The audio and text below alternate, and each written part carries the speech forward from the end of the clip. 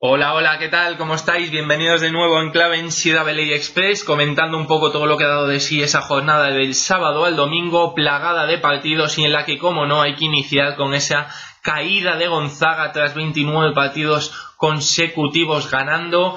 BYU podemos decir que es oficialmente la bestia negra de los Zags, 3 años seguidos ganándoles en Spokane, 7-9, 7-1 ha sido el resultado final, como decimos, con un Eric Mika a un nivel estratosférico, 29 puntos y 11 capturas el interior de los Cougars, que además con una canasta clave seguida por un putback, en este caso de Kaufusi, dieron ese triunfo que para mí, en un partido en el que Gonzaga fue superior en la primera mitad, sin ninguna duda, pero que sin embargo en la segunda la cantidad de pérdidas, 16 si no me equivoco, y el poco acierto en los tiros libres decidieron un choque en el que los Zags les servirá sin ninguna duda para quitarse presión antes de llegar a ese torneo de conferencia y sobre todo el March Madness, pero que para los analistas será sin ninguna el palo y la vía de escape sobre la que machacar ahora para justificar ese número uno que veremos si mantiene o no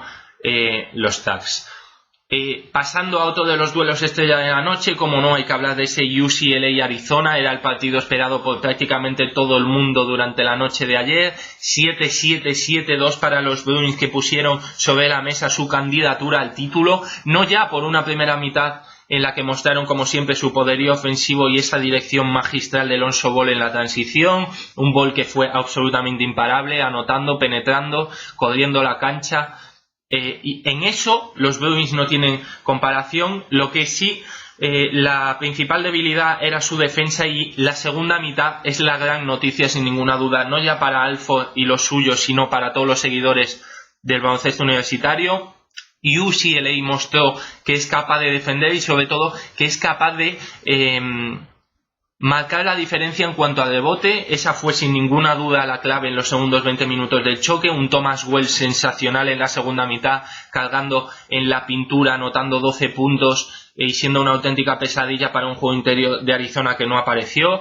Markkanen estuvo lastrado por las faltas en la primera mitad y en la segunda lo siguió achacando, y Ristic estuvo completamente intrascendente durante los 40 minutos de partido. Una Arizona en la que solo Trier dio su nivel habitual, un nivel habitual que en las últimas semanas está siendo estratosférico. Anoche se fue hasta los 28 puntos en anotación, como decimos, y una UCLA que, de jugar como lo ha hecho en la segunda mitad y sumado a ese potencial ofensivo, es uno de los equipos más difíciles de parar de toda la NCAA. De esta manera se acaban los 21 triunfos consecutivos que llevaba Arizona en el McKay Center.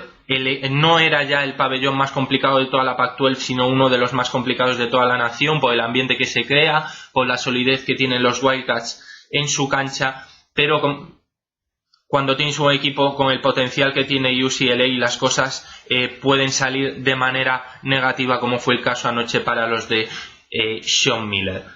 En el otro duelo estrella de la noche, junto a ese UCLA Arizona, hay que hablar de ese importantísimo triunfo de Kentucky ante Florida, una Florida que buscaba saltar la SEC. No jugaba de Aaron Fox, para mí la pieza más importante de los Wildcats, lo que favorecía muchísimo el objetivo.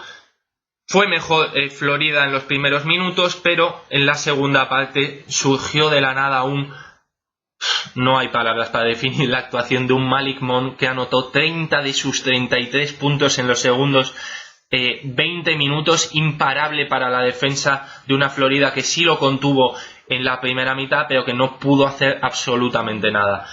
Malik Monk es sin ninguna duda el anotador puro más sólido que hay en toda la nación. Puede anotar de 40.000 formas diferentes. Anoche mucho más incisivo atacando el aro, no centrándose tanto en lanzar desde fuera, incluso llegando a crear para sus compañeros. Pero Monk no fue el único culpable de ese triunfo. Hay que hablar y mucho de un Bam Adebayo que sigue yendo de menos a más en la temporada, claramente. Cada vez recibe más balones. Ayer 18-15, que sumado a la baja importante del centro de Florida, dejó sin alternativas, como decimos, a unos Gators en los que Kevon Allen se fue hasta los 24 puntos, pero no sirvieron de nada ante el poderío ofensivo, como decimos, de esa dupla freshman de los Wildcats. Unos Wildcats que se enganchan a esa ICC que parece que va a volver a ser suya, y poquito más que decir.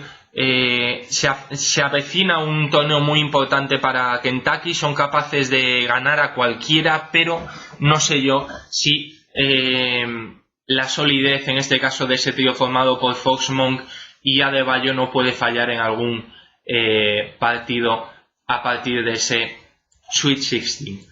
Hay que hablar también de la victoria sin excesivos problemas para el número 2 del país, Villanova, que tras el susto el otro día frente a Butler se deshizo sin apenas problemas de una Creighton que va a llegar a donde Marcus Foster determine. Sin Maurice Watson el potencial de este equipo es muy inferior, y en ese sentido Villanova ayer con el career high de Eric Pascal con 19 puntos y Chris Jenkins se deshizo sin muchos más problemas de los Blue Jays. Unos Blue Jays que veremos cómo finalizan la temporada, qué tal se les da el torneo de la Big East, y si finalmente entran en el torneo qué es lo que son capaces de hacer ya en él. Triunfo importante, muy importante también de Southern Methodist en la American. Se enfrentaban a Yukon, que parecía que había desmontado un vuelo a pesar de la última caída, pero es que el quinteto, a pesar de jugar con 5 jugadores, el quinteto de los Mustangs es demasiado versátil y prácticamente cualquiera de sus jugadores puede acabar en doble figuras para defender a uno concretamente. A Melton fue el líder con 20 puntos, pero cuando no es Melton es cualquiera de los otros 4 jugadores del equipo de los Mustangs. Consolida de esta manera su primer puesto en la American. Por detrás Cincinnati, veremos qué sucede en ese torneo de conferencia. Las sorpresas de la noche se dieron ayer en la ICC y en la Big Ten, efectivamente. En la ICC, antes de hablar de esa caída de Duke frente a Miami, hay que hablar de los triunfos de Florida State y North Carolina. Florida State sufriendo muchísimo frente a Clemson, una Clemson que de nuevo vuelve a caer en un partido que se decide por 5 o menos puntos. Creo que es la 10ª vez esta temporada, ya no lo sé. 24 puntos de Blossom Game que no fueron suficientes para contrarrestar esos 15 de Latham Mays. UNC de nuevo liderado por un Justin Jackson colosal con 23 puntos, se impuso sin ningún problema a Pitt. Y hay que hablar, como no, ahora de esa caída de Duke frente a Miami en un partido que sudaron ambos equipos para llegar a los 100 puntos en anotación, 55-50. No jugó Grayson Allen en la disciplina de los Blue Devils y eso se notó muchísimo, no ya a la hora de anotar, donde ninguno de los dos equipos superó el 40% y solo Bruce Brown con 25 puntos parecía encontrar el camino del aro, sino que las carencias de Duke siguen siendo las mismas, y es esa ausencia de un base distribuidor que, en cuanto el potencial ofensivo y el talento ofensivo individual se apaga durante una noche, no tiene más alternativas a la hora de circular el balón para sacar posiciones más cómodas de tiro. Miami se mueve como pez en el agua en este tipo de marcadores y se llevó el choque, un choque muy importante para ellos y para Jim Larrañaga. La inconsistencia y la carencia de bases van a ser una lacra muy importante. Giles entró en el quinteto con esa, como comentamos, ausencia de Allen, pero no parece que vaya a ser el factor X que necesitan los Blue Devils para dar un pasito más en el torneo, y veremos cómo está su stock de cara al draft si finalmente decide presentarse. Yo creo que no debería, tiene que hacer una pretemporada completa con los Blue Devils el próximo año y recuperar sensaciones físicamente, porque se le ve muy fuera de lo que es la dinámica de esta división 1 ahora mismo. En la Big Ten las sorpresas se duplicaron, cayó el líder de conferencia, cayó Purdue Boilermakers frente, como decimos, a una Michigan que es capaz de perder por 20 puntos una jornada y ganar al líder en la siguiente. Maurice Wagner fue una pesadilla, esa figura de 5 abierto capaz de tirar, dejó sin respuesta a la defensa de Purdue, en donde solo Caleb Swanigan mantuvo el nivel habitual.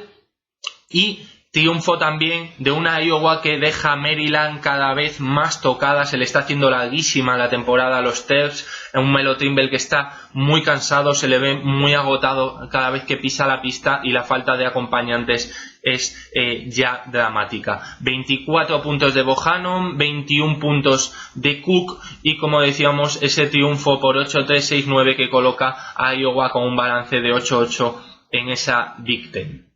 Otras de las sorpresas de la noche, eso sí, algunos ya lo vaticinábamos por cómo viene un equipo y otro, es ese triunfo en Ames de Iowa State Cyclones frente a Baylor, una Baylor que ya no vive solo del físico y se le está haciendo también bastante larga este final de temporada. Jonathan Motley sigue siendo una auténtica bestia, 26 puntos si no me equivoco y 11 capturas para él, mientras que por parte de los Cyclones la veteranía es un grado, les sobra, y dirigir cuando tienes un base de la categoría de Montemoris que anoche acabó con 17 puntos y 7 asistencias junto a un Barton capaz de hacerte ese triple final a tabla que decidía el partido, deja con muchas opciones a Iowa State, que asciende ya una posición, supera a los Bears en la clasificación, ya está empatado con una West Virginia que sudó sangre para vencer a TCU gracias a un tiro libre de Dexter Miles Jr. Y, como decimos, una Iowa State que solo tiene por delante a una Kansas que parece inalcanzable tras su triunfo anoche frente a Texas, en cuanto necesitaron pisar un poquito más el acelerador. Ya para finalizar hay que hablar, como no, de los españoles, hay que hablar, como no, de un Francis Alonso que volvió a ganar, volvió a destacar con 17 puntos en tan solo 6 tiros de campo, y unos Spartans que, de ganar a East Tennessee State en el próximo partido, se garantizarían ese seed 1 en el torneo de conferencia, que les acerca cada vez más a una March Madness que sería tremenda para los intereses no ya de la universidad sino de nuestro Alonso a nivel de escaparate nacional. Victoria también de Ole Miss, una Ole Miss que sigue de lleno en la burbuja, supera a Alabama tras esa caída frente a Texas A&M que comentaremos a continuación. 10 puntos y 7 capturas de nuestro Sebas Said, que tuvo como anécdota la visita de Morgan Freeman, seguidor en este caso de los Rebels, en las gradas. Triunfos de las universidades de Campbell y Glen Canyon ante Calford y UMKC, sin protagonismo español, ya que, como sabéis, Carrión y John Underquadra siguen fuera de la dotación de ambos entrenadores. El que sí volvió a jugar de nuevo es Eric Vila, un Eric Vila que, como comentábamos, participó con 14 minutos y 5 puntos en un triunfo muy importante para los Aggies, aunque la temporada ya está perdida. 5-6, 5-3 ante un Alabama que ha permitido, como comentábamos, subir un puesto más a Ole Miss. Esto es todo por hoy. Ha sido un resumen bastante largo, muy profundo, es que había muchísimos puntos que tocar, como siempre, casi siempre en las jornadas de sábado a domingo. Y nada, hoy todavía más partidos, mañana estaremos aquí para comentarlos, y como siempre podéis seguir toda la actualidad en Full Basket.